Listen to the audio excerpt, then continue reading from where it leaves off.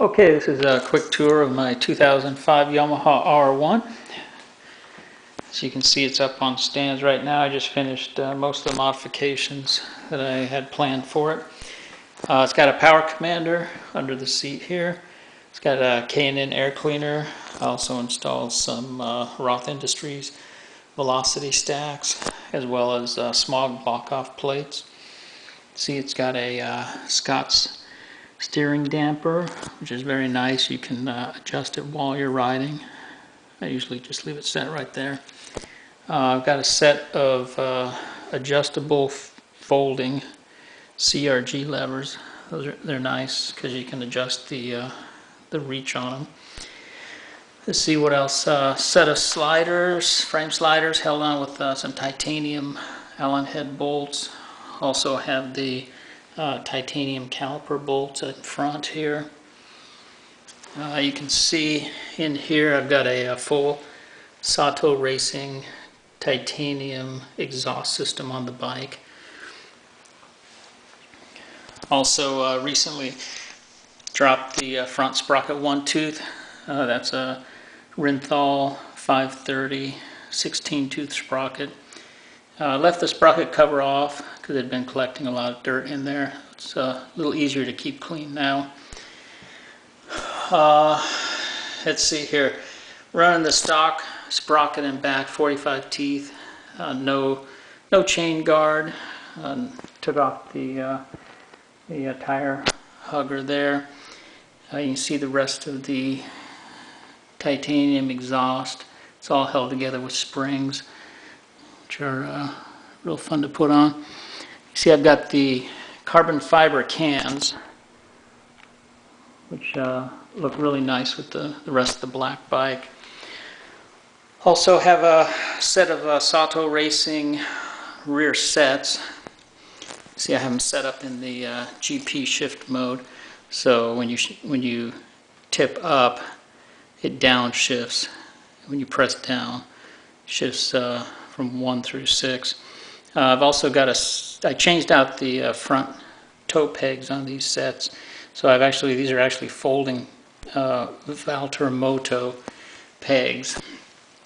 Also, most of the shift linkage, well, all of the shift linkage, I switched it out to stainless steel as well as titanium. So if you look closely, some of the bolts are race spec titanium.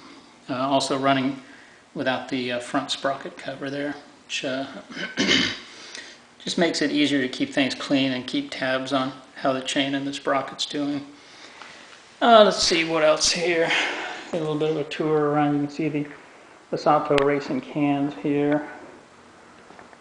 They actually do the carbon fiber inside out, so it has something to do with the texture right here. It gives it a better grip on the end caps, I think is what Dan over at Kyle Racing was saying.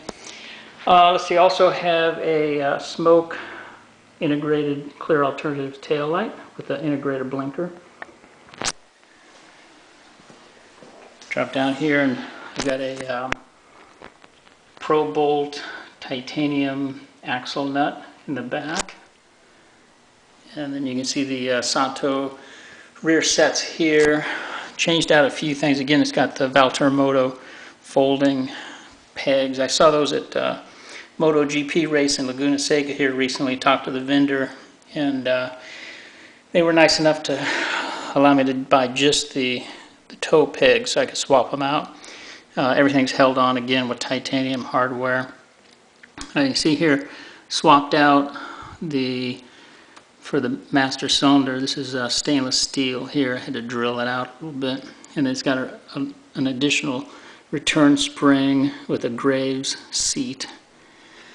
And it's actually, I don't know if you can see back in there, I'm running a pressure switch for the rear tail light. Anyways, this operates the rear brake there. Let's see, Sato Racing oil cover here, or oil cap rather. It's got a little key that goes in there. Let me see what else here. I guess that's most everything. I might be leaving some stuff. It's got stainless steel lines on it which the original owner put on. I'm getting ready to swap out the suspension for some Olin stuff here pretty soon, I think, but for now most of the modifications are done. It's got the front stand is a genuine Yamaha. Not super happy with it because it flexes a little bit, but it does the job okay. Recently cleaned out the caliper seal and took the calipers all apart.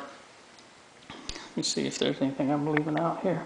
It's got a custom map from Kyle Racing to tune it to the titanium exhaust. You can kind of see the titanium exhaust in there a little bit. Anyways, I think that about covers it. It's got a Vortex rear stand. Oh, it's also got titanium spools in the back. If you can see those a little bit there. But those are nice because when you pick the bike up, it doesn't mar anything on the titanium. Originally I had aluminum, but it was constantly messing up the anodization on the aluminum, so I switched over to titanium. All right, let me fire it up real quick here. See how big the cans are there on the exhaust. It's also got the Graves servo motor, the X-up valve eliminator on it, and that allows me to take off the X-up valve. I don't know if you can see under here where the X-up valve would normally be. Like I say, this is a full titanium exhaust. I'm also running a speed cell. You can't see it because it's under the seat here, but running a speed cell lightweight racing battery. Between that and the exhaust and a couple other things, some of the titanium hardware, shaved off about maybe 15 pounds, I figure, from the bike. I think it was 12 on the exhaust, or maybe it was 7 on the exhaust and 5 on the battery. Anyways, some nice weight savings. All right, let's fire it up here.